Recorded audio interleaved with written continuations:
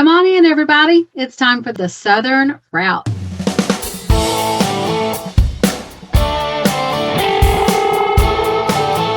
So, what's the Southern Route all about? Well, it's about Southern stuff. Southern people, Southern music, Southern food, Southern nights, Southern traditions, nostalgia, and so much more.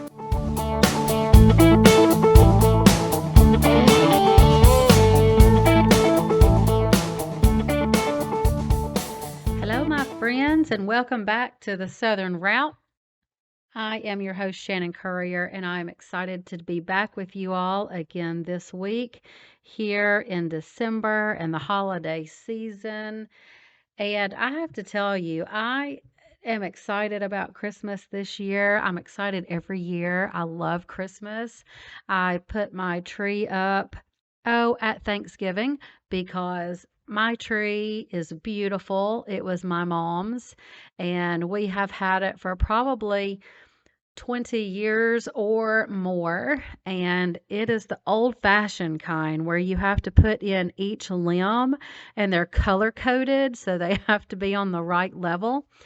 And I'll tell you what, this tree takes a while to put together, and it does not have lights on it, of course, so I have to string the lights, and it probably has 25 or 26 strands of lights on this tree. It is a flocked tree. If you don't know what that means, it's a green tree that has the white flocking on it. So it looks kind of frosty, snowy looking. And I'll tell you, I have thought about replacing this tree for several years, and I just can't bring myself to do it because I can't find another tree out there that is as pretty as this one. And of course, this one holds so many memories of my own Christmases. And every year I think, oh my gosh, this thing takes about 3 hours to put up. And next year I'm going to get one that doesn't take 3 hours to put up. And every year I don't do it. I take it all down and I put it away. And I think, it's 2 days out of the year that I have to spend a few hours putting this beautiful tree up and taking it down. And it is just not worth replacing with the trees that I have found out there. And I'll tell you, this tree has so many lights on it. When we get the tree plugged in, I can't vacuum my living room without blowing a fuse. So we have to make sure the Christmas tree is not turned on when we vacuum. And we have to keep from blowing a fuse by doing it that way. So I have to tell you, we keep forgetting. Every year we blow a fuse, at least once or twice before we remember, wait a minute, we can't vacuum with the tree on. And I'll tell you, my tree, it's a big tree. It's pretty wide around, and a lot of people have themes when they decorate their Christmas trees, but mine is the same every year. I have white lights. I'm a white light kind of girl. I don't particularly like the colored lights. And I add new ornaments to my tree every year, but I always have the ones that have been around since my kids were little that they made in preschool. And my kids now, just to tell you how long I've had these ornaments, my kids are 23 this month and 18. So we have had these ornaments for a while, and they just hold such special memories. And I love looking at my tree and seeing those ornaments that were made when my kids were little, plus ornaments that other children. I used to actually teach preschool, and I ran a children's ministry at our old church. I was involved in that for 18 years. And I have lots of ornaments from students and from kids in the children's ministry. And those ornaments are still on my tree to this day. And I have not been doing that for over 8 years now. But I remember every one of those kids that gave me an ornament, and those are still on my tree, along with special ornaments that my mom has given me, that my best friend has given me, that I receive from ornament swaps that I do with my girlfriends, and of course, just the beautiful things that I have found along the way, and things that have been given to me by my mother-in-law and father-in-law. They know that I love snowmen and Santa Clauses, so I have lots of those on my tree. So I love my tree, and I wish I could see what everybody's trees look like. I'll tell you, I go on social media and I love when people share their pictures of their Christmas trees and their Christmas decorations. I just think it's so comforting to see the trees. I love to sit in the evenings, turn out all the lights, and just have my tree on. I think it's just so peaceful, and it just reminds me what every day is about, what every day should be about anyway. So, and I tell you, even my 23-year-old, he walked in when the tree got put up and he said, "Ah, the Christmas tree." So it has that effect on everybody. And I think that's one reason that I don't want to get rid of it and replace it with something that's maybe easier and newer.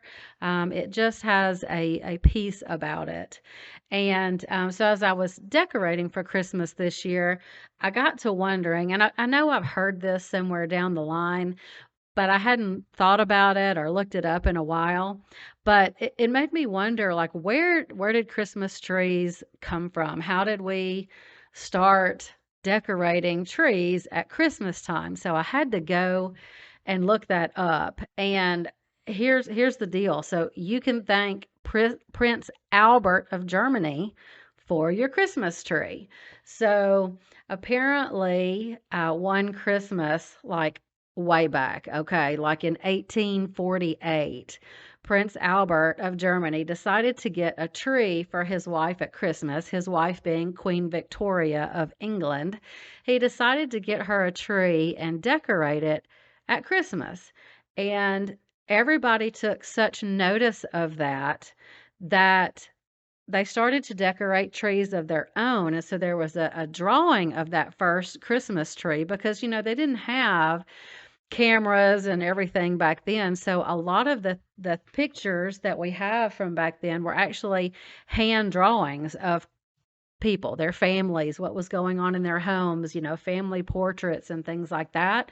So in 1848, a hand-drawn picture of the couple in front of their tree with kids appeared in Illustrated London News. So in 1848, that is when Christmas trees started.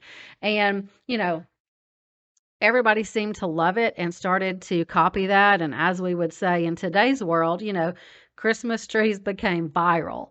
So that is where our Christmas trees came from. And when I was growing up, we had real trees. We would, go and buy it at the Christmas tree farm and we would bring it in. We had to make sure it was set up. We had to make sure it was watered and make sure it was safe, that it wasn't going to dry out and catch on fire on us. And I remember doing that growing up. We had real trees for a long time and I loved the smell of those trees when we were bringing them in. And I just thought it was such a great, I don't know, there's great memories that go along with smells. And it's interesting because we have right down from our house now, it used to be farming land. They used to do corn and cotton. They would have the cotton bales out there that I love to see. But now that land has changed and it is now a Christmas tree farm. So I literally drive by a Christmas tree farm every single day of the year. And so it really is for me a great reminder of this time of year and how special it is. I get that reminder every single day.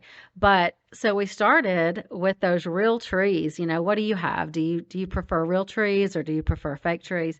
And I remember, years later, as I was, more grown into my teenage years, we started buying. I was probably older than that, actually. I think I remember in my teenage years, we still had the real trees. And we used to have the big balls. That's how we decorated the big balls and the big strands of garland, that would go around, even the popcorn strings and all of that. And then we moved to those little we called them icicles, but they were those strands, they would come in a package, those long strands of silver, sort of like paper plastic stuff, and you would sprinkle it all over the tree and it got everywhere. Gosh, I remember that. And, eventually they came out with the fake trees that had the lights already on them. And, how much easier was that to decorate besides stringing all of those, big bulb lights that used to be on the trees. And so we eventually went to the fake tree, and that's how we ended up with the one that I still use today. We never did go to, my mom didn't anyway, to the pre-lit tree. And I used to have pre-lit trees before she passed down this tree to me. And I'll tell you what, they are easier. I will give you that. But if lights go out on a fake tree, they are very, very hard to replace because they are on that tree. They don't come off.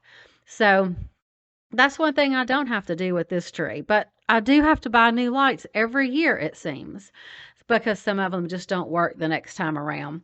But how about you? What are you thinking about, and what do you have as far as a memory for a Christmas tree as you're decorating this year and getting ready for this holiday? I would love to get your feedback and have you shoot me an email and even some pictures and share over on the TNC Radio Facebook page. What does your Christmas look like at your house? I would love to know that. We are going to hop out and take a quick break, and then we'll be back on the other side to continue the discussion. Thank you for joining us today on the Southern Route here on tncradio.live. We'll be right back.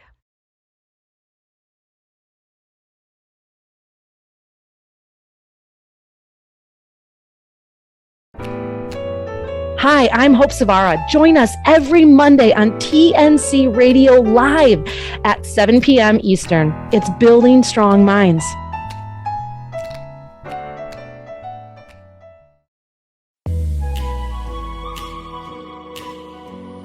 Hi, I'm Dr. Christopher Cortman, and now for the Mental Health Minute.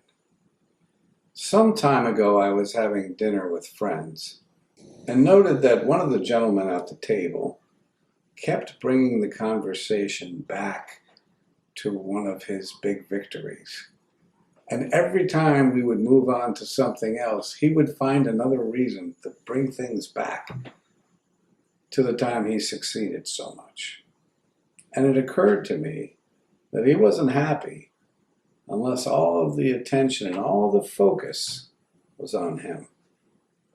There's a word we're throwing around an awful lot today in popular culture called narcissism. And the question is, are you a narcissist? Are you in love with a narcissist? What is a narcissist?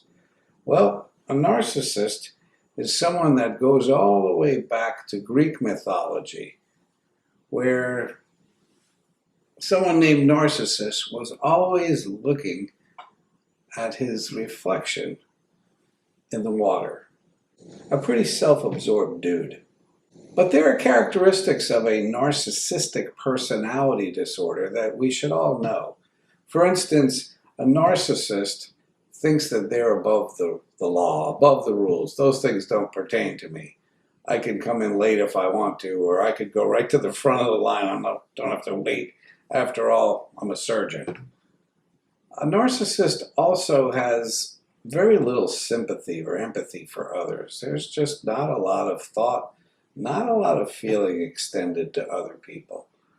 And again, a lot of boredom unless things are built around me. And they surround themselves with people who admire them, love them, worship them. And sometimes we find out in a relationship that two people are in love with the same person, the narcissist. So what do you do if you are a narcissist? Or what do you do if you're involved with a narcissist?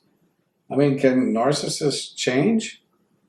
Well, I'm one of those psychologists that believe that just about anybody can change if they're invested in making changes. Most narcissists don't show up for treatment because they think the world should change. The world's unfair to them. They don't see that the problem is deeply embedded in their own personality. But yeah, it can be changed. One has to change their way of how they think of other people. And they have to change their way of how they think about the world, and they have to change the way they think about themselves. But what if you're involved with a narcissist? Well, there's two basic options here. One is to accept that you're involved with a narcissist and that they're going to continue to be like this, and maybe it's not a good idea to stay in that relationship because you're not getting a lot of love or care yourself.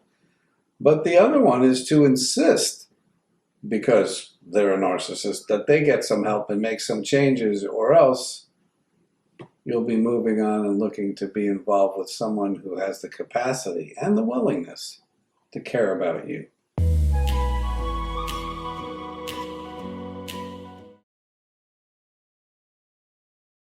Welcome back to the Southern Route. I'm your host, Shannon Courier. We are continuing the discussion about Christmas, and this is such a busy time of year, and guests are sometimes few and far between this time of year. And so I wanted to just spend tonight talking to you about Christmas and what your ideas are for your decorations at home, and helping you remember some of the interesting things about Christmas. So I was looking up, how the Christmas tree came about as I was decorating mine, which of course kind of led me down this rabbit hole of information as I started looking up different things about Christmas. And I ended up also looking back and seeing how Rudolph the Red-Nosed Reindeer came about, because, of course, that is part of Christmas. And I don't know if you all watch it every Christmas, but I have been watching Rudolph the Red-Nosed Reindeer for as long as I can remember. And, poor Rudolph's little story of being rejected because of his shiny nose and all of that stuff. And so I did find out an interesting information about Rudolph that I did not know. So Rudolph the Red-Nosed Reindeer first appeared in 1939, and apparently there were only 8 reindeer before Rudolph, and it was a marketing ploy. I don't even know if you will remember this store. I do remember it, just like I remember the, 2-inch thick Sears catalog at Christmas. But back in the day, there was a store called Montgomery Ward. It was a department store like Sears and Penny's and Belk and, the stores that are around now. But it was called Montgomery Ward. And apparently somebody at the store asked one of its copywriters to create a Christmas story for kids that they could use as a promotion in their stores. And so this person ended up writing this story that featured the Island of Misfit Toys and Herbie the Elf and Rudolph the Red-Nosed Reindeer.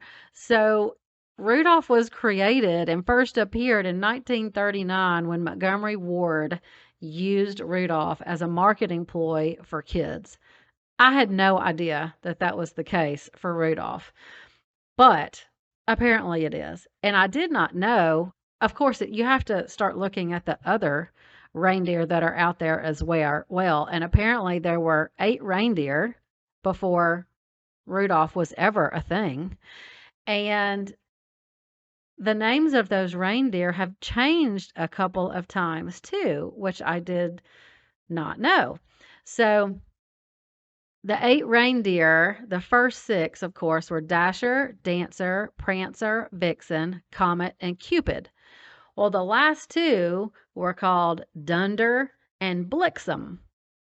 Not what we call them today, but Dunder and Blixen means thunder and lightning in Dutch. So that is where those names originally came from. That is, of course, not what we call them today. We call them Donner and Blitzen.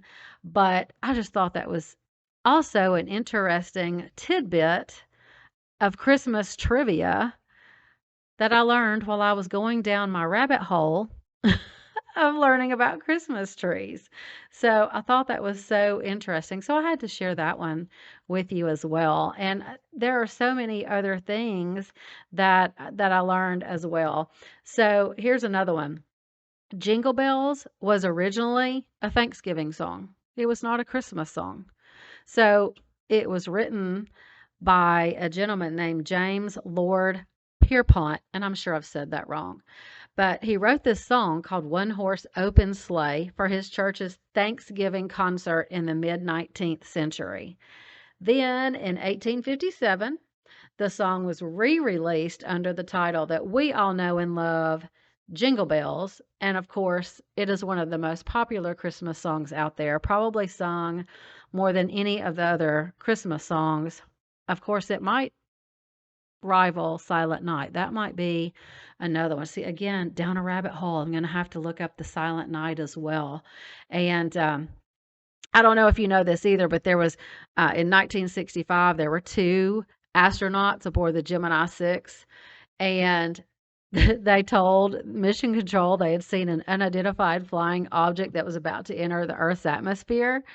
And as things were getting, tense and Mission Control was, I guess, kind of freaking out about what these astronauts were seeing, they started playing Jingle Bells on the harmonica. So Jingle Bells has been sung from space as well. So apparently it is a pretty popular song. So that brings me to the question of, are you a Christmas song lover? I am not necessarily a Christmas song lover. I have a few songs that I can listen to here or there, but I am not the person that goes to the radio and puts it on the station that plays nonstop Christmas music between now and Christmas. That is absolutely not me. I do love some of the Christmas songs. Some of them I think I have just heard so much and so often that I don't really like to hear them on a regular basis. I really like some of the older ones or from artists that you don't hear very often, or I like the really brand new, redone type Christmas things. I am also not a Christmas movie watcher. Are you a Christmas movie watcher? I know there's a whole Hallmark Christmas channel with all of the Christmas movies, and I am not a Christmas movie watcher. So if I'm going to sit down and watch a Christmas movie, no, it is not Die Hard. My favorite Christmas movie is White Christmas, the old movie, White Christmas, the black and white White Christmas. I absolutely love that movie, and we do watch that pretty much every year. Of course, it's color. Now you can see it in color, but it was originally done in 1954, and it is a musical. So if you haven't watched White Christmas, just know that it's a musical. I know that everybody doesn't love a musical, but it is probably my favorite Christmas movie. And I think it's so sweet. I think it it just makes me smile. It's got Bing Crosby in it. It's got Danny Kaye, Rosemary Clooney, and Vera Ellen. And I just think, actors back then were so very talented. They had to act, they had to sing, they had to dance, they had to look good and all this, beautiful attire that they had to wear. And so it does remind me back in the day, because I tell you, if I had to be reborn in another era, I would want to grow up in the 1950s. I grew up in the 80s, but the 1950s would be where I'd want to grow up, because I love the music and I love the dress. I love the poodle skirts with the rah-rahs and all that stuff. And this film just takes me back to the 50s and even beyond that. And I just love Bing Crosby. I love his voice. It's just such a sweet movie. So if you have not ever watched White Christmas, you need to go and watch it. It will be worth your while on top of the other very popular Christmas movies that people like to watch. It's about a Christmas show that's set in rural Vermont, which is funny because that's where my husband's from. And they run into an old World War II commander, and, the inn that they're staying at is failing, and they decide to put on this musical extravaganza to honor this commander of his and honor this inn and bring people in and really bring some life back to that area. And of course, they do. And the snow's falling and it's beautiful outside, and they're in beautiful, Santa Claus looking dresses. And it's just a beautiful time. And it makes me very happy. So if you need a happy movie, hop on over and look for White Christmas. They play it every year, but I'm sure you can find it on whatever your favorite platform is too, Netflix or whatever it is. I'm sure that you can find it there. Shoot, you can probably find it on uh, Google Play or Amazon or YouTube or, wherever you look for shows, you can probably find it there as well. So, White Christmas. And that just really put that together with my beautiful Christmas tree and, a cup of hot chocolate sitting there. That really is a perfect evening. If we could get some cool weather, because I'm down here in Alabama and it is December 13th, and it is about 70 degrees outside. So we are not experiencing any Christmas type weather yet. I'm hoping that it will cool off in the next couple of weeks before Christmas gets here so we can actually feel like it's Christmas. Right now, it feels like a beach Christmas. And not saying I'm opposed to that either, but since I'm not at the beach, I wouldn't mind having a little bit cooler weather. So, so that's my favorite Christmas movie. That is my went down the rabbit hole and what did I find out about Rudolph the Red-Nosed Reindeer? I'm sure you all were completely interested in that information, so I had to share it. We've got to hop out though and take another break, and then we're going to come back and continue the conversation here on the Southern Route. Get with Ron Frazier for Truckers Life Radio at 9, 8 Central Mondays on TNCRadio.live.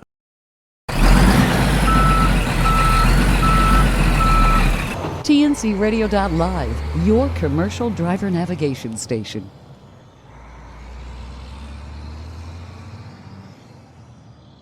Reverse Gears moved to Thursdays at 8, 7 Central on the Travel Network channel, TNCRadio.live. You're invited to ride through the stories of and music that made the memory makers we call the soundtrack of life at our new time, 8, 7 Central, Thursdays on TNCRadio.live. Truckers Life Radio from TFC Global with your host, Ron Frazier, every Monday night at 9 p.m. Eastern Time. On the show, Ron interviews guests to help inform professional drivers just like you about the importance of things like human trafficking to sex addiction to how to overcome the impossible odds on the way to success. Every Monday night at 9 p.m. Eastern.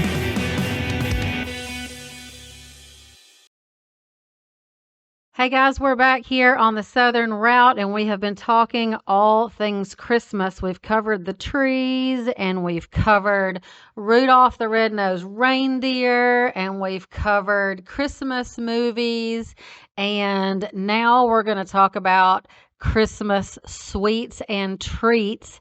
And I'm joined in this segment by my friend Dana Karnowski. She, of course, works for the St. Christopher Fund. She is our office manager, so she is who you talk to when you come into the St. Christopher Fund. And welcome to the show today, Dana. Well, thanks for having me, and what an honor to be able to talk to you this afternoon about treats. Speaking of treats, it's a treat to be on your show. Well, thank you, my friend.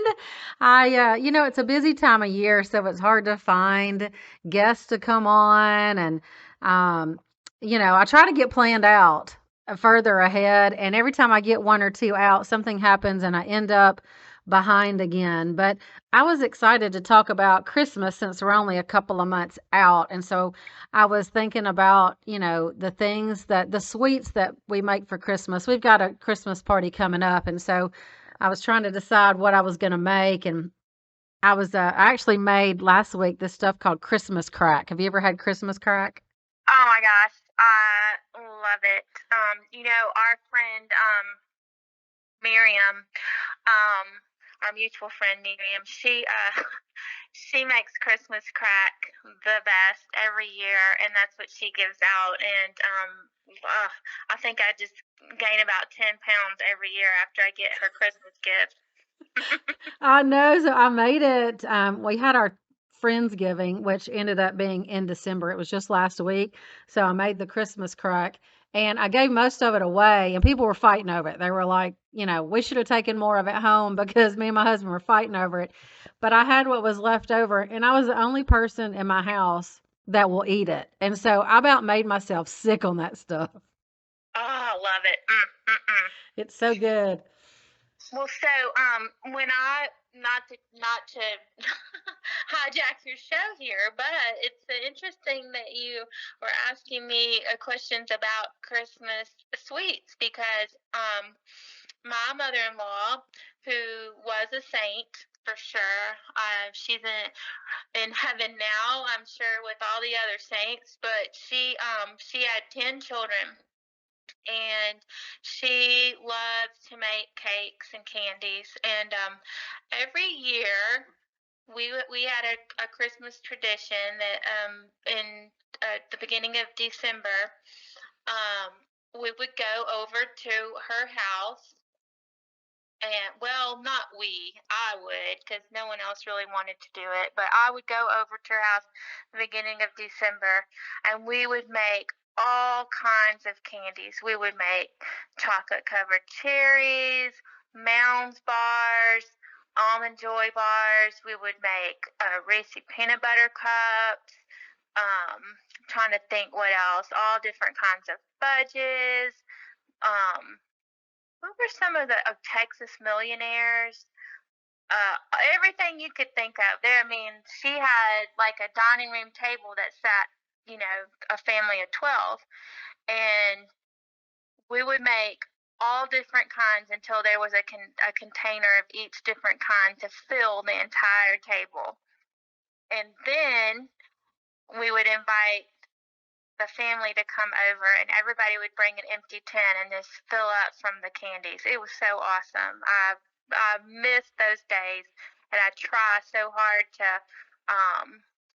kind of keep up with a little bit of the tradition, making one or two of the things. I can't do all the ones that we used to do, but I just think of her. It's my favorite thing to do for the holidays, and remember her and the good times we had together. Those are great memories. We used to do that for Christmas too. We would make a bunch of stuff, and my grandparents would make a bunch of stuff. And that's when, those you didn't have the Ziploc throwaway containers back then, You had those tins, those Christmas tins, and I do remember those. I actually still probably have some somewhere, but we always did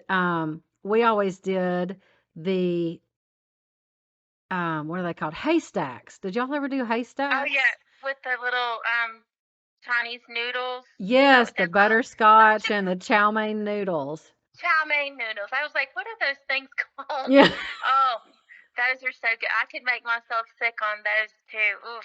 absolutely. Those are good. And we did, my dad has always loved fruitcake. I am not a fruitcake fan, but my dad has always loved fruitcake. So there was always that little block of fruitcake there for him.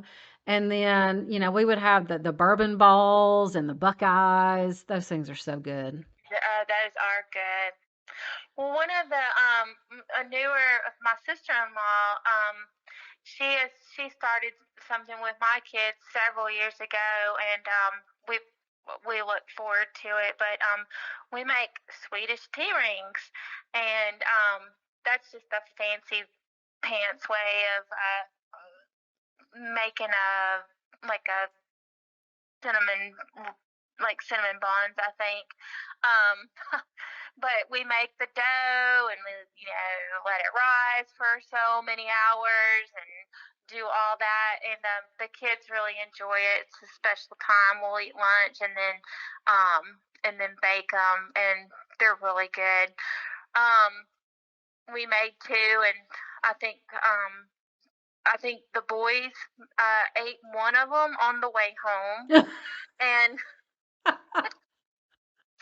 I don't. Ask my daughter who doesn't live in the house with us anymore. I don't even think she got to even sample any. And when she came by, I think they were gone by the time she got there. But oh, there's so many good things at Christmas time, huh? There are, and I was think there's some things that I think that I mean, I am not a fan of as well. Of all the ones that I love, all the things that I love, I love making the cookies and decorating them for Christmas and all that stuff, even though I'm not a good cookie decorator. I'm really not. But it's fun. Or the chocolate covered pretzels and, or like truffles. I've made truffles before, like Oreo truffles, dipped in white chocolate, and they're so, so good. But there's stuff I don't like too, like figgy pudding. Do you like figgy pudding? I don't think I've ever had figgy pudding. Is that a Me, thing? What me is, either. I what is just, figgy pudding? I think I've had it like one time. It's like that, and I don't like bread pudding, and I don't like, I don't like the fruit cake. I don't like that I kind of don't. stuff.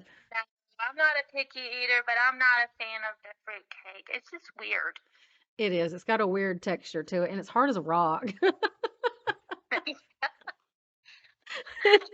dad, how did your dad like it? I don't know. He's always liked it. And it's that one that, comes in like the rectangle block. I don't know. He's always liked it. So, if somebody gives us one, I know who to pass it to. Exactly. Well, I was trying to think, is there any particular candy or a sweet, homemade sweet that's typically just made in the South? I was trying to think of one, but I can't. I think the haystacks are a southern Maybe thing. so. Maybe so. And Yeah. yeah, the butterscotch. Yeah. And I'm wondering if I mean, I don't know. Are the bourbon balls southern? I don't know. I I don't don't know. I had a friend that is from Louisiana, and that's always her big thing is the bourbon balls. And I'm telling you, I'm like, I don't think there's anything else in them but bourbon, Yeah. and on hers. Ooh, they're strong. Those are strong. You're not really supposed to taste the bourbon like that, but That's what I thought. I'm like, yes. that's So funny. I know this about her now. So when I see them out, I'm like, okay, just take just a nibble. That's Yeah. all you need. You still have to drive home. I know. So now that we're talking about all these sweets and stuff, so next month, who's your guest going to be for a exercise For program? Because I think I've gained weight just with this conversation. Oh my gosh, I know I have. I gained weight just thinking about food. Yeah, that's for sure. But yeah, so I was thinking about those. What about those cornflake wreath things? Have you ever made those?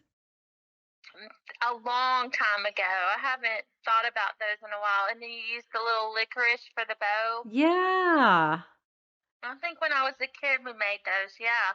yeah. And we always did gingerbread houses. Did y'all do gingerbread houses? We still do gingerbread Do houses. you? Yes, and I'm so afraid this will be my last year with the gingerbread house, but because I don't think anybody will want to come over and make them. Yeah, we make them, and I don't know about you, but I always have these grandiose ideas. Like I'm gonna have like on is it on Pinterest the nail it Nail it or fail it? Yeah. I'm pretty sure some of my gingerbread houses can be found on there because I totally nailed it. Well, you totally have this idea of what you think it's going to look like, and then you get done, you're like, what in the world happened between start and finish? Right. I'll tell you this quick story. It was kind of funny. The very first year my husband and I got married, his sister was like a Martha Stewart type, and she was perfect at everything. Everything she touched just turned out perfect. And her house was perfect. Everything had a place. She was always put together. I was so jealous of that all the time. And we went to visit her house, and she had these molds to make. to actually make the pieces of the gingerbread house. And I mean, prior to visiting her, I thought they always came in a box. I didn't know that you could actually make the pieces yourself. And anyway, she she gave me this mold, and I was so excited because I thought surely, I was going to go home and make my gingerbread houses to look like hers. And I spent hours and hours making this gingerbread from scratch, and I went to glue it together, and every time I let go of it, the pieces would collapse. Oh, no. Yes. I spent over 10 hours one Saturday, trying to put this house together. And I was crying, and my husband's like, really, it's not that big of a deal. Just throw it out, And I said, no, it is. I have to build this house to look like hers. And we ended up taking Gorilla Glue Oh, and my gosh. gluing the house together so that it would stay put. And it was just a hot mess. You do know you can't eat Gorilla Glue, right? I didn't. I was so fed up by the time we got it all glued together that I think I just, put it in the trash. It's done. So there's something to be said for the $6.99 gingerbread house that you can just buy in a box and put together. There's a reason they make them that way. Exactly. Oh, my Lord. I'm sure there are plenty of gingerbread stories out there. I can only imagine. And we can go to Pinterest and see the nail it or fail it and get a good laugh. That's for sure. Guys, we're going to hop out and take our last break for this week, and we'll be right back on the other side with the Southern Route. Hope Savara revs up the Driver Life podcast at 8/7 Central Mondays on TNCRadio.live. Industry movement Trucking Moves America Forward is telling the story of the industry. Our safety champions, the women of trucking, independent contractors, the next generation of truckers, and more. Help us promote the best of our industry. Share your story and what you love about trucking. Share images of a moment you're proud of. And join us on social media. Learn more at truckingmovesamerica.com. Hot Shots Secret presents Steve Summers' Overnight Drive nightly at midnight Eastern, 11 Central on TNCRadio.live or download the app .tncradio.live. You're listening to TNCRadio.live. Remember to tune into the Truckers Network radio show with Shelley Johnson, weekdays at 3 p.m. Central, 4 p.m. Eastern. Hey, this is the Road Hammers. You're listening to TNCRadio.live. Hello, my friends. We are back for the final segment of the Southern Route, and Dana is hanging out with me for this final segment. And we've had some fun talking about Christmas, about trees and how trees came about, and Rudolph and how that story came about. And, the reindeer had some different names, a couple of them back in the day, and how Rudolph was actually created by Montgomery Ward, if anybody remembers that department store that was from back in the day. And we shared about our Christmas movies, or I did, about my favorite Christmas movie, which is not Die Hard. It's White Christmas with Bing Crosby. So go check that out if you haven't. Yes, it's a musical, but just sit back, enjoy it, relax, have some hot chocolate or something. And of course, we shared about some of our favorite Christmas sweets and treats. And now Dana and I have both gained 10 pounds just talking about it, by the way. So, we'll have to have an after Christmas segment on health and wellness and fitness to work off just the discussion about these sweet treats. But we all know, at Christmas, the real reason for Christmas is is Jesus, of course, and giving back and supporting others and giving gifts. And the best part is to give a gift, not necessarily to receive a gift. And if you're like us, we've got pretty much everything we need. When we need something, we pretty much go and get it. And when Christmas rolls around, we wonder, what do we need? And I've personally gotten to where I give gifts that can be used up and not things that are just going to sit around the house and gather dust or take up more space, because Lord knows I'm trying to get rid of some stuff. And so, one of the ways that you can give a gift to somebody is by donating to a charity that that person knows about, cares about, or loves, that they support, or a charity that may be in an industry that they work in. And of course, Dana and I work with St. Christopher Fund, and we work in the trucking industry. So I thought we'd spend our last segment just encouraging you to, if you want to honor somebody that you know, a donation to one of these charities in the trucking industry. And of course, we have St. Christopher Fund. That is who we work for. And we, excuse me, we help truck drivers when they have an injury or an illness that takes them off the road. And we don't pay the medical bills for those drivers, but we do help them stay in their homes. We do pay for rent or mortgage, utility bills, vehicle payments, and insurance payments. And our support goes directly to the bill holders. It doesn't go directly to the truck drivers. And we've been around since 2008 and helped over 3,500 drivers with about $4.4 million. So we've had great support. But there are other charities in this industry that also need additional support I thought we'd share about. And one of those that Dana works closely with is the Truckers Christmas Group. So, Dana, we've got about 7 minutes left or so to get a couple of these in, but I'd love for you to share about, our relationship with the Truckers Christmas Group and your close connection with them and how they help drivers. Well, I love being a part of the Trucker Christmas group. They're such a fun group to work with. One of the great things about their organization is that they are drivers and they got together and wanted to help other families during Christmas. And so every year they take applications or nominations for families that maybe need a little help this holiday season, or they maybe have had a hard year. They don't. Some of them have children. Some of them may just be a married couple or a single person.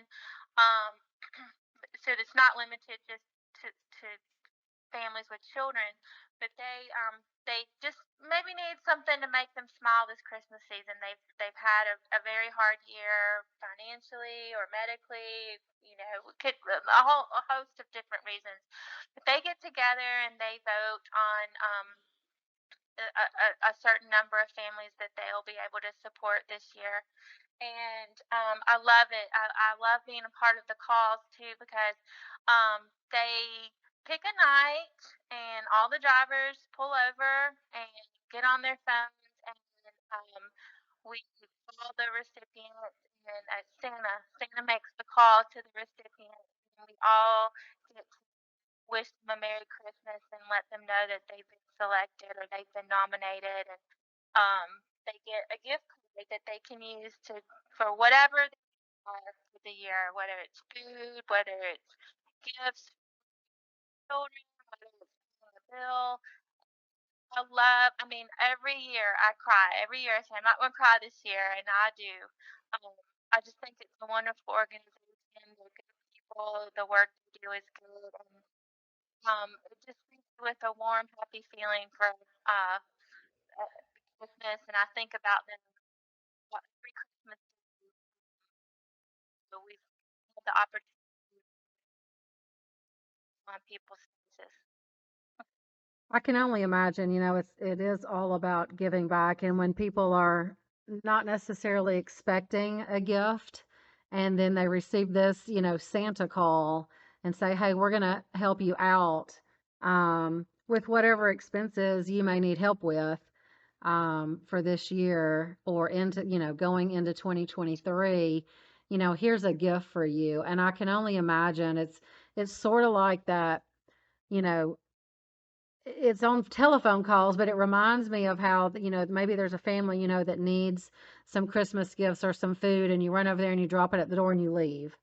And, those people are blessed by just some generosity. And so I love that we get to work so closely with them. And I know, you get to share some of our applicants with them, applicants that may need some additional assistance beyond what we've given. And Truckers Christmas Group steps in and does that. So such a great group of people. And you can go online, just Google Truckers Christmas Group, and you will pop over to their website. You can make a donation directly to them, or they also have a store, an online store, where they are selling all kinds of products, and the sale of those products, of course, is they use that money to give to the families that need it, that they're able to offer assistance to. So you might find a Christmas gift on their store that you would like to give somebody, and then your purchase will help another family, or you might like to make just a donation. And they're like us, every dollar makes a difference. So if you are interested in giving back through Truckers Christmas Group, just Google them, pop over to their website, and make a donation there. And of course, St. Christopher Fund, you can Google that as well, or find us on social media. We're truckersfund.org. And we also have two more we'd like to cover. We've got about 3 minutes. We're going to see if we can squeeze them in. There is another one that we send people to, and they send people to us as well. It's called TIER, the Truckers Emergency Assistance Responders. And Dana, I know you've been working closely with them as we send people back and forth and communicate with that organization as well. Yes, and I know I've got to keep it short. Another great organization. I love it. And they do exactly what they say. They help in an emergency situation. If you've been displaced, you've been left stranded, and we don't oftentimes think about people that are in those types of situations, but it happens every day, and they do as much as they can. I know their funds are sometimes limited, but if they have it, they give it, and I love working with them as well. Yeah, they're a very generous organization. Again, people that are truck drivers, the ladies that work there, we know, and both of these organizations are trusted, and organizations that are known and trusted organizations. So you can also go Google Truckers Emergency Assistance Responders, and you can make a donation to them as well. And then our friend Robert Palm at Truckers Final Mile, he is also another organization that meets a need that we sometimes don't like to think about, drivers that might pass away on the road, and they need to get home to their families after that happens. And Robert helps those families get those drivers home so they can be laid to rest in their hometown alongside their families. He can also do, if a driver is maybe in the hospital or something on the road and their family needs to get to them, he can help assist with that. And I believe he does some Christmas things for families of drivers when the driver has passed away. He does some follow-up Christmas things with them. So lots of great organizations out there. St. Christopher Truckers Relief Fund, Truckers Christmas Group, Truckers Emergency Assistance Responders, and Truckers Final Mile. And we didn't get all of them in, but those are our four very worthy charities that could use your support if you are interested in making an end-of-year donation, and donations to all of those organizations are tax deductible. So appreciate you all listening in this week. And Dana, thank you for joining me for this second half of the Southern Route. That I really appreciate it. As I said, it is a treat, and Merry Christmas to Well- you and to all. Well, thank you, and Merry Christmas to you and your family, and we will talk soon. And guys, and gals, I hope you guys are safe out there on the road. I hope you get to be with friends and family this Christmas. If you do not get to spend your time at home this Christmas and you are on the road, just know how thankful we are for you, how much we appreciate the sacrifice you make being away from your families every day, every week, every month, every year. Thank you for listening. We will talk to you again next Tuesday night at 6 p.m. Central Time here on TNCRadio.live. I'm Shannon Courier here on the Southern Route. Merry Christmas.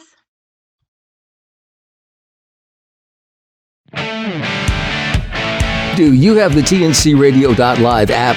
It's free and easy to download. Just go to app.tncradio.live, Google Play, or the App Store. Get access to live streaming radio developed by drivers for drivers. Download the TNCRadio.live app today.